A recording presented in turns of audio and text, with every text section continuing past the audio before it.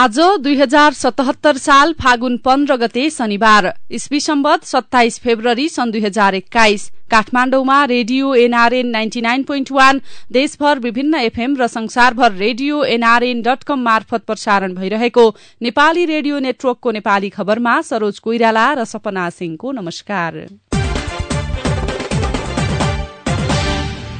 विगतमा धेरैले नैतिकताका आधारमा राजीनामा दिएकाले ओलीलाई पनि राजीनामा दिन सुझाव। अबको 2 वर्ष पनि आफ्नै प्रधानमन्त्री रहने ओलीको दावी। संसद अधिवेशन फागुन 23 मा बोलाउन सिफारिश। गृह मन्त्रालयद्वारा 52 उपसचिव तथा सीडीओहरूको सरुवा। कोरोना संक्रमणको जोखिम कायमै लगायतका खबर आजका पत्र पत्रिकाको अघिल्लो पृष्ठमा छापिएका छन्। गोरखापत्र दैनिकमा छापिएको फोहोरबाट ग्यास उत्पादन गर्ने तयारी शीर्षकको खबरलाई हामीले आजको खास खबर बनाएका छौं। झापाको दमक नगरपालिकामा कुहिने फोहोर प्रशोधन गरेर ऊर्जा उत्पादन गर्न धमाधम काम अगाडि बढेको छ।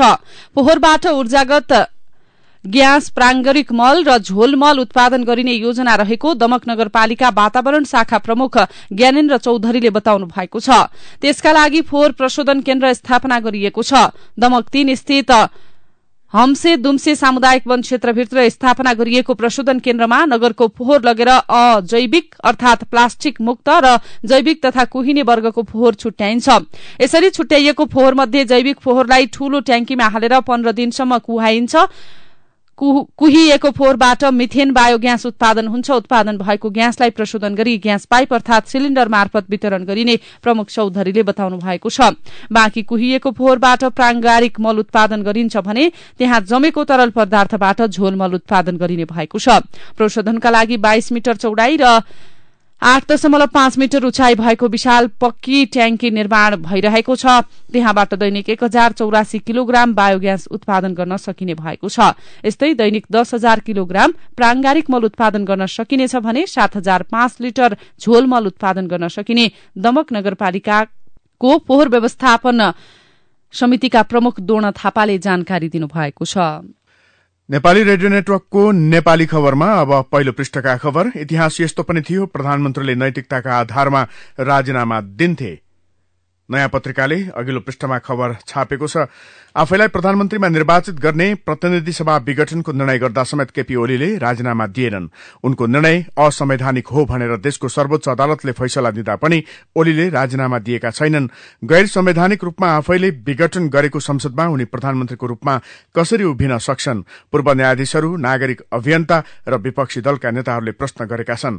सर्वोच्चका पूर्व न्यायाधीश बलराम केसीले सर्वोच्चको फैसलापछि प्रधानमन्त्री ओलीले जनतालाई धोका दिन्न भनेर राजीनामा दिनुपर्ने र यो नै नैतिक हुने बताए। सर्वोच्चका अर्का पूर्व न्यायाधीश गिरीश चन्द्र लालले संसदीय प्रणाली भएका देशहरूमा यस प्रकारका घटना भएको भए प्रधानमन्त्रीले राजीनामा दिनुपर्ने बताउँछन्। यता कंग्रेस वरिष्ठ नेता रामचन्द्र पौडेलले आफैले भंग गरेको संसदमा उहाँ कुन मुखले जानुहुन्छ? नैतिकताको कुरा भयो, हुन त अब लाज नभएको नकचरोसँग के लाग्छ र? यता युवेन्द्र यादवको भनाइ छ, असंवैधानिक काम गरेको ठहर भइसकेपछि सरकारमा बस्नु नैतिक प्रश्न हो। उहाँले राजीनामा दिएर नयाँ सरकारको बाटो खोल्नुपर्छ।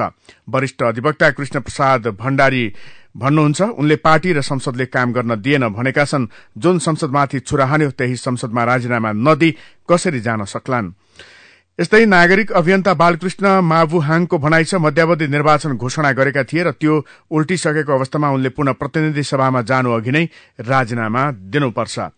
यता जब कीर्तिनिधि सूर्यबहादुर र गिरिजा प्रसादले देखाएका थिए नैतिकता भन्दै नयाँ पत्रिकाले लेखेको छ, सिंहदरबार जल्दा कीर्तिनिधिले राजीनामा दिए, राजाले फकाउँदा पनि फिर्ता लिएनन्। राजाले सर्वोच्चको राय लिएर संसद विघटन अस्वीकार गरेपछि सूर्यबहादुरले राजीनामा दिए। मालेले समर्थन फिर्ता लिएपछि गिरिजा प्रसादले राजीनामा दिए। नयाँ प्रक्रियाबाट प्रधानमन्त्री भए। ओलीकै मन्त्री शेरबहादुर तामाङ र गोकुल बास्कोटाले पनि नैतिकताको आधारमा राजीनामा दिएको प्रसंग आजको नयाँ पत्रिकाले उल्लेख गरेको छ। प्रधानमन्त्री केपी ओलीका विश्वासपात्र गोकुल बास्कोटाले समेत नैतिकताका आधारमा राजीनामा दिएका थिए। उनले 70 करोड़ खाएको पुष्टि भएको होइन, मोलमोलाई गरेको अडियो टेप सार्वजनिक भएको हो, तर छानबिनलाई सघाउँछु भन्दै अडियो टेप आएको 24 घण्टाभित्रै उनले संचार मन्त्रीबाट राजीनामा दिए। अर्का मन्त्री शेरबहादुर तामाङसँग पनि प्रधानमन्त्री ओलीले नैतिकताको आधारमा राजीनामा मागेका थिए। बंगलादेशमा पढिरहेका महिला विद्यार्थीको विषयमा आपत्तिजनक प्रतिक्रिया दिएको विषयमा आम संचार र सामाजिक सञ्जालमा विरोध भएपछि शेरबहादुर तामाङले आफ्नो अभिव्यक्तिप्रति माफी मात्र मागेनन्, पदबाट समेत राजीनामा दिए। यता प्रधानमन्त्री केपी शर्मा ओलीले अबको 2 वर्ष पनि आफै नै प्रधानमन्त्री रहने दावी गरेका छन्। आजको राजधानी दैनिकको अघिल्लो पृष्ठमा दाहाल नेपाललाई ओलीको काउन्टर, अबको 2 वर्ष म नै प्रधानमन्त्री, नो राजीनामा शीर्षकमा खबर छापेको छ। प्रतिनिधि सभा पुनर्स्थापनासँगै नयाँ सरकार निर्माणको चर्चा तीव्र रूपमा भइरहेका बेला प्रधानमन्त्री केपी शर्मा ओलीले अझै 2 वर्षसम्म आफू नै प्रधानमन्त्रीमा कायम रहने दावी गरेका छन्। नेकपाकै दाहाल नेपाल समूहका अध्यक्षद्वय पुष्पकमल दाहाल र माधव कुमार नेपालले प्रधानमन्त्रीबाट ओलीले राजीनामा दिनुपर्ने माग गरिरहँदा ओलीले भने 2 वर्षसम्म आफ्नै सरकार रहने र राजीनामाको कसैले कल्पनै गर्न नपर्ने स्पष्ट पारेका छन्। प्रतिनिधि सभा पुनर्स्थापना भएपछि नयाँ सरकार निर्माणका लागि नेपाल कम्युनिष्ट पार्टी नेकपा अध्यक्षद्वय पुष्पकमल दाहाल र माधव कुमार नेपाल समूहले नयाँ सरकार गठनका लागि गृह कार्य तीव्र बनाइरहेका बेला प्रधानमन्त्री ओलीले आगामी 2 वर्षसम्म आफ्नै नेतृत्वले सरकार सम्हाल्ने बताएका हुन्। नेकपा अध्यक्ष समेत रहेका प्रधानमन्त्री ओलीले शुक्रबार आफू निकटका सांसदसँग छलफल गर्दै अझै 2 वर्षसम्म आफू नै प्रधानमन्त्री रहिरहने भएकाले ढुक्क भएर बस्न र सोही अनुसार अघि बढ्न निर्देशन दिएका छन्।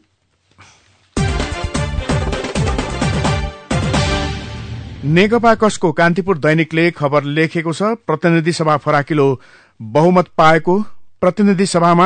बहुमत पाएको नेपाल कम्युनिष्ट पार्टी नेकपामाथि 2 समूहको दावी कायमै रहेको अवस्थामा पार्टीको नाम नै गैर कानूनी रूपमा नक्कल गरिएको भन्ने अर्को दावीसहित सर्वोच्च अदालतमा परेको मुद्दाको निरूपण एक साताभित्रै हुने भएको छ। नेपाल कम्युनिष्ट पार्टीका अध्यक्ष ऋषिराम कट्टेलले नाम जुधाएर नेपाल कम्युनिष्ट पार्टीमा त्यसैको छोटकरी नाम नेकपा थपेर अर्को दल दर्ता गर्ने निर्णय गलत भएको दावी गर्दै दायर गरेको मुद्दामा न्यायाधीशहरू बम कुमार श्रेष्ठ र कुमार रेग्मीको इजलासले आगामी बिहिबार निर्णय सुनाउने भएको हो। हालको नेकपा विवादलाई पनि प्रभाव पार्ने भएकाले यो मुद्दालाई महत्वका साथ हेरिएको छ। यता सर्वोच्च अदालतले ऋषिराम कट्टेलको पक्षमा फैसला दिए सत्तारूढ़ नेकपाको विवाद थप जटिल बन्ने भएको छ। गत पुष 5 गते यता नेकपामाथि केपी शर्मा ओली र पुष्पकमल दाहाल माधव कुमार नेपाल दुवै पक्षले दावी गर्दै आएका छन्। पार्टीका 2 अध्यक्ष ओली र दाहालले नेकपाकै नामबाट अलग अलग दलको अभ्यास गरिरहेका छन्। आधिकारिकता सम्बन्धी विवादलाई निर्वाचन आयोगले निरूपण नगरिदिँदा एउटै दलको नामबाट 2 पक्ष अस्तित्वमा रहेका छन्। यही बीचमा 2 वर्षदेखि विचाराधीन मुद्दामा सर्वोच्चले गर्न लागेको फैसलाप्रति ओली र दाहाल नेपाल दुवै समूहमा कौतूहल छ।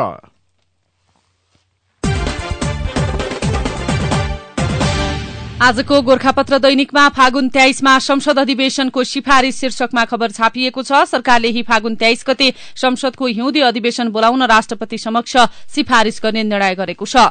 प्रधानमन्त्री निवास बालुवाटारमा शुक्रबार साँझ बसेको मन्त्री परिषद बैठकले सो निर्णय गरेको हो। भूमि व्यवस्था, सहकारी तथा गरीबी निवारण मन्त्री शिवमाया तुम्बा हाम्फेले यही फागुन 23 गते संसदको हिउँदी अधिवेशन आह्वानका लागि राष्ट्रपति समक्ष सिफारिश गर्ने निर्णय मन्त्री परिषद बैठकले गरेको जानकारी दिनुभएको छ।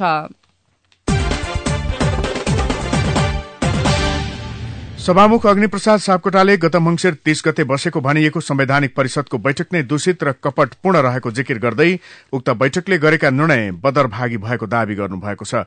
वरिष्ठ अधिवक्ता डाक्टर दिनेश त्रिपाठीले सभामुख सापकोटा समेतलाई विपक्षी बनाई सर्वोच्च अदालतमा दायर गरेको रिटमा प्रारम्भिक सुनवाई गर्दै इजलासले विपक्षीका नाममा लिखित जवाफ पेश गर्न आदेश दिएको थियो। सोही अनुरूप सभामुख सापकोटाले शुक्रबार अदालतमा लिखित जवाफ पेश गर्दै गत मंसिर 30 गते बसेको भनिएको संवैधानिक परिषदको बैठकमा राष्ट्रिय सभाका अध्यक्ष उपस्थिति भएको तर बैठकपछि उहाँले विभिन्न संचार माध्यमसँग कुरा गर्दै उक्त बैठकले कुनै निर्णय नगरेको भनी प्रतिक्रिया जनाएको विषयतर्फ इजलासको ध्यानाकृष्ट गराउनु भएको छ।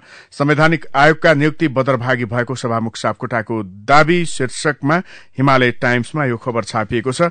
हिमालय टाइम्सले नै अर्को खबर लेखेको छ। गृह मन्त्रालयद्वारा 52 उपसचिव तथा सीडीओको सरुवा तथा पदस्थापना शीर्षकमा गृह मन्त्रालयले 52 जना उपसचिव र प्रमुख जिल्ला अधिकारी सीडीओको सरुवा काज तथा पदस्थापन गरेको छ। शुक्रबार गृहमन्त्री रामबहादुर थापाले मन्त्री स्तरको निर्णयबाट मन्त्रालय मातहतका 52 जना सीडीओ तथा सचिवको सरुवा काज तथा पदस्थापन गर्नुभएको हो, जसमा सिन्धुलीका प्रमुख जिल्ला अधिकारी योगेन्द्र प्रसाद पाण्डेको पाल्पा, बागलुङका प्रजीय सुरेश नेउपाने सिन्धुली, गोर्खाका प्रजीय तीर्थराज भट्टराई महोत्तरी, सिन्धुपाल्चोकका प्रजीय उमेश कुमार ढकाल सुनसरी, सुनसरीका फणिन्द्र मणि पोखरेल सप्तरी, कास्कीका ज्ञानप्रसाद ढकाल धादिङ, इलामका तुलसीराम सेडाई उदयपुर, सल्यानका हेमराज तामाङ, अध्यागमन कार्यालय त्रिभुवन अन्तर्राष्ट्रिय विमानस्थल काठमाडौँ सरुवा भएका छन्।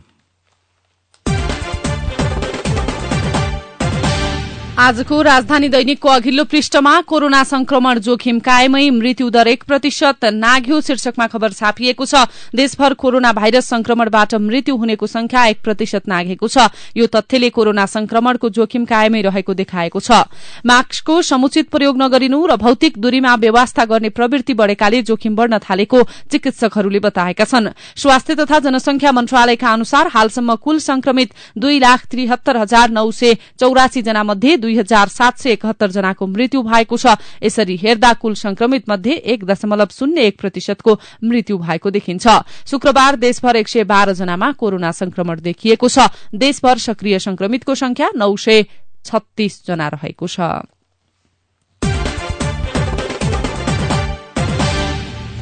उपप्रधानमन्त्री ईश्वर पोखरेलले प्रधानमन्त्री केपी ओली विरूद्ध अविश्वास प्रस्ताव ल्याएर देखाउन नेकपाको प्रचण्ड माधव समूहलाई चुनौती दिनुभएको छ।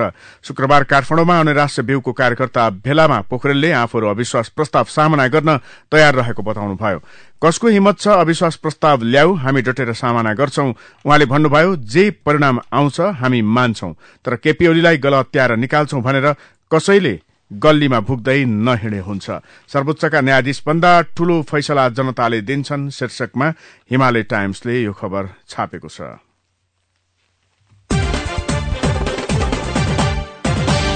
आजको गोरखापत्र दैनिकमा एकीकृत विकासका लागि साझा अवधारणा शीर्षकमा खबर छापिएको छ। काठमाडौँ जिल्लाको एकीकृत विकासका लागि साझा अवधारणा बनाइने भएको छ। काठमाडौँका 11 वटै नगरपालिकाले एकीकृत विकासका लागि साझा समस्याको सामूहिक रूपमा समाधान गर्दै एकीकृत विकास गर्न रणनीति बनाउन लागिएको बताएका छन्। काठमाडौँ जिल्ला संघीय राजधानी शहर भएकाले यहाँका विद्यमान समस्याको समाधान गर्न पनि स्थानीय तहले सामूहिक रणनीति बनाउनु पर्ने स्थानीय तहलाई दबाव दिँदै आइएको थियो। फोहोर मैला व्यवस्थापन, पर्यटन विकास, ट्राफिक समस्या समाधान, खानेपानीको उपलब्धता, सांस्कृतिक सम्पदाको संरक्षण, उत्पादित कृषि योग्य जमीनको संरक्षण गर्दै तरकारी बजारको व्यवस्थापन गर्ने काठमाडौँका 11 वटै नगरपालिकाका प्रमुखले प्रतिबद्धता जनाएका छन्। यसैगरी गोरखापत्र दैनिकमै प्राकृतिक वासस्थानमा बढेनन् घडियाल शीर्षकमा पनि खबर छापिएको छ। सिमसार पारिस्थितिक प्रणालीको मुख्य प्रजाति मानिएको घडियाल गोही संरक्षणमा चुनौती थपिँदै आएको छ। चितवन राष्ट्रिय निकुञ्जको कसरा मुख्यालय नजिकै सञ्चालित घडियाल संरक्षण केन्द्र सफल भए पनि जुन उद्देश्यका साथ संरक्षण केन्द्र स्थापना भएको हो त्यो उद्देश्य पूरा गर्न चुनौती थपिएको छ। निकुञ्जका प्रमुख संरक्षण अधिकृत अणनाथ बरालका अनुसार केन्द्रले आशातीत प्रतिफल प्राप्त गरे पनि प्राकृतिक वासस्थानमा घडियालको संख्या बढ़ाउन सकिएको छैन। प्रमुख संरक्षण अधिकृत बरालका अनुसार 2035 सालमा स्थापना भएको केन्द्रले 10 वर्षपछि निरन्तर रूपमा प्राकृतिक वासस्थानमा घडियाल छाड्दै आएको छ।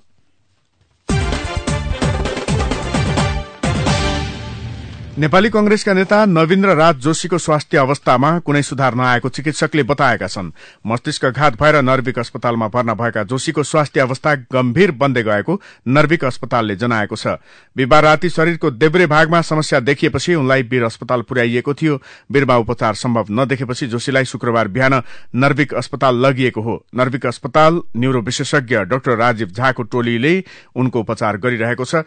कंग्रेस नेता जोशीको स्वास्थ्य गम्भीर शीर्षकमा नयाँ पत्रिकाले यो खबर लेखेको छ।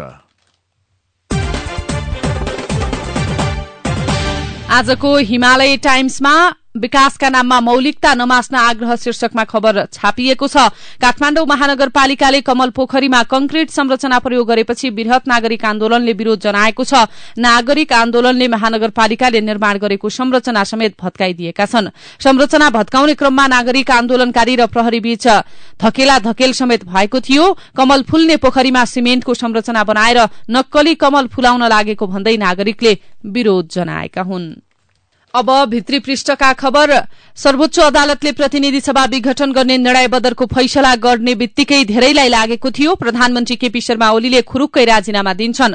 ओली नेतृत्वको नेकपाका प्रवक्ता प्रदीप गेवालीले प्रधानमन्त्रीको निर्णय विपरीत फैसला आए ओलीले स्वाभाविक रूपमा नैतिकताका आधारमा राजीनामा दिने सार्वजनिक अभिव्यक्ति पनि दिएका थिए। तर गेवालीले भनेको नैतिकता बचाएर ओलीले राजीनामा दिएनन्। बरु सर्वोच्च अदालतले भने अनुसार 13 दिनमै अर्थात आउँदो फागुन 23 गते प्रतिनिधि सभाको अधिवेशन बोलाउन राष्ट्रपति विद्यादेवी भण्डारी समक्ष सिफारिश गरिसकेका छन्। ठूला आयोजनाको शिलान्यास गर्न प्राय बहालवाला प्रधानमन्त्री आफै जान तयार हुन्छन्। प्रधानमन्त्री आफै शिलान्यास गर्न आएपछि कार्यक्रम भव्य बनाइन्छ। यस्तो प्रवृत्ति विगतदेखि वर्तमानसम्मका प्रधानमन्त्रीमा प्राय देखिएको छ।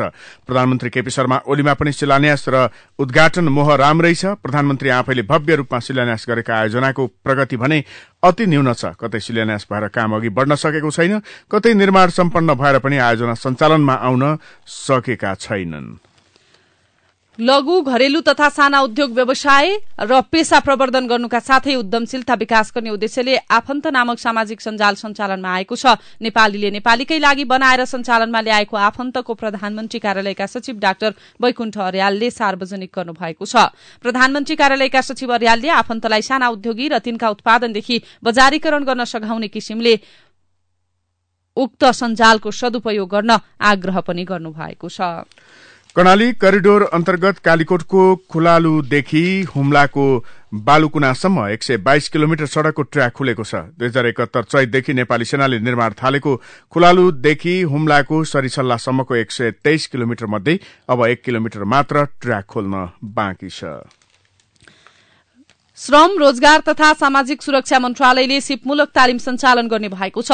स्वदेशमै रोजगारी दिलाउने र विदेशमै जानु परे पनि सिप सिकेर जाउन् भन्ने उद्देश्यका साथ तालिम सञ्चालन गर्न लागि श्रम रोजगार तथा सामाजिक सुरक्षा मन्त्री गौरीशंकर चौधरीले जानकारी दिएका छन्। संविधानले गाउँपालिका तथा नगरपालिका तहमा विवाद निरूपण गर्न न्यायिक समिति व्यवस्था गरेको छ। उक्त व्यवस्थालाई मूर्त रूप दिन स्थानीय सरकार सञ्चालन ऐन 2074 ले यसको क्षेत्राधिकारको व्यवस्था गरेको छ।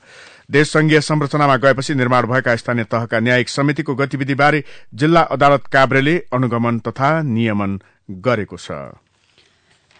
फेदीखोला गाउँपालिका स्याङ्जाले बाँझो रहेको जमिनमा खेती गर्ने किसानलाई प्रोत्साहन रकम उपलब्ध गराउने अभियान चलाएसँगै त्यहाँका बाँझो जग्गा खेतीयोग्य बनेका छन्। गाउँपालिकाले कार्यविधि बनाएर गत आर्थिक वर्षबाट कार्यान्वयनमा ल्याएपछि वर्षौंदेखि बाँझो रहेका जग्गामा पुनर्खेती गर्न थालिएको हो। गत आर्थिक वर्षमा 1734 रोपनी बाँझो रहेको जग्गामा कृषिजन्य वस्तुको उत्पादन गरिएको बताउँदै अध्यक्ष घनश्याम सुवेदीले अभियानमा गत आर्थिक वर्षमा 334 कृषक सहभागी भएको र 6 करोड़ भन्दा बढ़ीको उत्पादन भएको बताउनु भएको छ।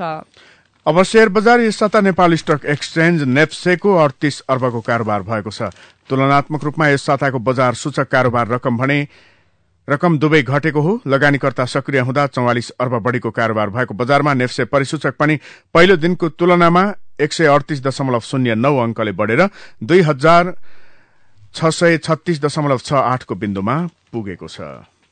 अब विदेशको खबर। अमेरिकी राष्ट्रपति जो बाइडेनले अघि सारेको कोभिड-19 पुनरुत्थान प्याकेजमा अमेरिकी श्रमिकको ज्याला प्रति घण्टा न्यूनतम $15 पुर्याउने प्रस्ताव गरिए पनि सिनेटले उक्त विषय हटाएको छ।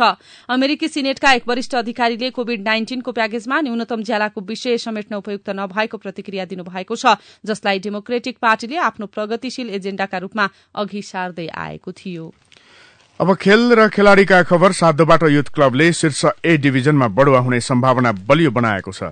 शहीद स्मारक बे डिभिजन लीग अन्तर्गत शुक्रबार भएको महत्वपूर्ण खेलमा खुमलटार युथ क्लबलाई 3-2 गोलले पराजित गर्दै साधोबाटोले बढुवा सम्भावना बलियो बनाएको हो। अब कला र साहित्यका खबर। नेपाली सुगम संगीतकी लोकप्रिय गायिका अन्जु पन्तले बुधबार प्रेमी थिर कोइरालासँग विवाह गर्नुभएको छ। यो जोडी 8 वर्ष अघिदेखिको चिनजान र पछिल्लो वर्ष गहिरो प्रेममा थिए। अन्जु र थिर दुवैले क्रिस्चियन धर्ममा आस्था राख्ने भएकाले बुधबार काठमाडौँको एक चर्चमा 2 पारिवारिक सदस्य र नजिकका इष्टमित्रहरूबीच विवाह सम्पन्न भएको हो। गएको प्रणय दिवसमा थिर र अन्जुले आफूहरू प्रेममा रहेको स्वीकारेका थिए। दुवैले आफ्नो सामाजिक सञ्जालमा तस्विर शेयर गर्दै प्रेममा रहेको जानकारी दिएका थिए, तर बिहे गर्ने मिति तय नभएको बताउँदै आएका थिए। केही दिन अघि गायिका अन्जुले बिहे गर्ने मिति तय नभए पनि यही वर्षमा हुने सम्भावना रहेको बताएकी थिइन्। अन्जु र थिरको आजभन्दा 8 वर्ष अघि भेट भएको थियो। बुधबार भने उनीहरू वैवाहिक बन्धनमा बाँधिएका छन्। एयर एम्बुलेन्सबाट दिल्ली लैजाँदा शीर्षकमा राधिका साक्यको विचार आजको गोर्खापत्रले छापेको छ। हाम्रो सल्लाह के भयो भने अमेरिकाले एसियनहरूको रोग पहिचान गर्न सकेन होला, त्यसैले दिल्लीमै उपचार गरौं भन्ने रह्यो। तसर्थ म पनि यहाँबाट दिल्ली गएँ। हाम्रो भेट दिल्लीमा भयो। यसबीचमा मलाई कति तनाव भयो भन्ने व्यक्त गर्ने शब्दहरू नै अहिले छैनन्। केपीजीलाई राखेको ठाउँमा सिसा या प्लास्टिकले घेरिएको कोठा रहेछ। भर्ना गरेको 3-4 दिन हुँदा पनि स्वास्थ्यमा खासै सुधार नदेखिएपछि उहाँको मुख र घाँटीबाट मेसिनभित्र पठाएर छातीमा टाँसिएको खकार निकाली टेस्ट गर्न एकजना लेडिज डाक्टर तयारी साथ आउनुभयो र फर्ममा सही गर्न मलाई बोलाउनुभयो। उहाँले भन्नुभयो कि उहाँको रोग के हो पत्ता लगाउनका लागि हामी ब्रोन्कोस्कोपी गर्न लागेका छौं। एक त उहाँ मृगौला प्रत्यारोपण गरेको व्यक्ति, दोस्रो एकदम कमजोर अवस्थामा, त्यसैले उहाँको खकार निकाल्ने क्रममा अप्ठ्यारो परेमा भेन्टिलेटरमा राख्नुपर्ने हुन्छ र त्यहाँ राखिसकेपछि जीवित फर्केर आउनेमा अलि शंका हुन्छ भन्ने ढंगले कुरा गरे। यी सबै कुरा सुनेपछि मैले फर्ममा सही गर्न सकिन। मैले आज नगरौं, म सबैसँग सल्लाह गर्छु र तपाईलाई खबर गर्छु भने त्यसपछि डाक्टरको टोली फर्कियो। अघि डाक्टरको टोलीले भनेको कुराले मलाई ठूलो पहिरोले थिचे जस्तो भयो। अब भेन्टिलेटरमा राख्न दिनु भनेको सिधै फर्केर नआउने भने जस्तो आशयको कुरा उनीहरूले गरे। त्यो कुराकानी सुनेपछि नै आफूले टेकेको जमिन हल्लिए जस्तो भयो। खुट्टा लुलिएर थचक्क भइएला जस्तो भयो। वरिपरिको वातावरण एक तमासको लाग्यो। संसार फनफनी घुमे जस्तो भयो। म रौं कि यही थचक्कै बसौं?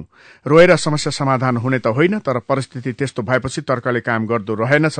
रोएर केही हुन्न भन्दा भन्दै म धेरै रोहेँ। प्रधानमन्त्री केपी शर्मा ओलीकी पत्नी राधिका साक्यको पुस्तक मेरा अनुभूतिबाट यो विचार साभार गरिएको हो। आजको नयाँ पत्रिकामा को नागरिक कसका लागि न्याय, मुस्किलले पाउने अवसरमा जिब्रो आफ्नो भए पनि नियन्त्रण अरूकै हुन्छ शीर्षकमा सरिता परियार र अमीना सिंहको विचार छापिएको छ। यो राज्य सत्ता र कानूनको प्रवृत्ति र चरित्रको कुरा गर्दा पुरूष प्रधान विशेषण मात्रै पर्याप्त नहोला। आलोचनात्मक समाजवादी नारीवादी दृष्टिकोणले हेर्दा प्रतिगमनकारी सरकार र राज्य सत्तालाई पुँजीवादी मात्रै होइन, ब्राह्मणवादी प्रीतिसत्तात्मक राज्य हो भन्न सकिन्छ। आफ्नै अनुयायीमाथि बलात्कारको आरोप लागेका सिद्ध बाबालाई जिल्ला अदालतले बलात्कार जस्तो गम्भीर र जघन्य अपराधको अभियोगबाट सफाई दिनु यही प्रवृत्तिको प्रमाण हो। रोजगारीका लागि खाड़ी मुलुकमा जाने महिलाले भोगेका हिंसा र अधिकार हननलाई सुल्झाउने नाममा 40 वर्ष मुनिका महिलाको सो निर्णयको अधिकार, एजेन्सी र गतिशीलताको हक साँघुरिने गरी अध्यागमन विभागले प्रस्ताव गरेको कार्यविधि पनि त्यही सोचाइको उपज हो। यस्तो चरित्रको प्रमाण अहिलेको संविधानदेखि लिएर राज्यद्वारा गरिएका विभिन्न नीतिगत निर्णय, निश्चित समुदाय र वर्गप्रति प्रशासनको व्यवहार र रवैया, जारी भइसकेका र विचाराधीन अध्यादेशमा र कानूनी प्रक्रियामा प्रशस्त पाइन्छन्। विभिन्न चिन्तकले समय समयमा यस विषयमा प्रशस्त मसी खर्चिसकेका छन्। हस्त अहिलेको नेपाली खबर यति नै। नेपाली रेडियो नेटवर्कमा यसपछि पत्रकार ऋषि धमलाको साथमा नेपाली बहस सुन्न सक्नुहुनेछ। नेपाली रेडियो नेटवर्क सुन्दै गर्नुहोला।